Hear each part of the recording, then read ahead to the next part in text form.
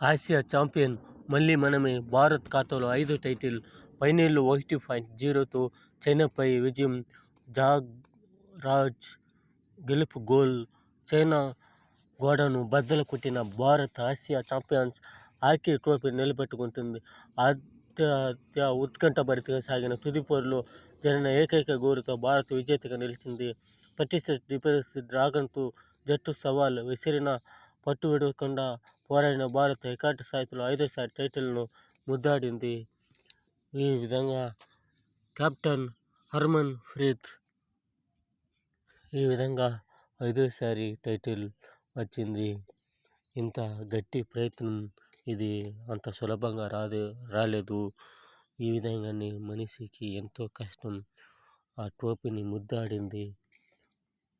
కల నెరవేరింది. 5వ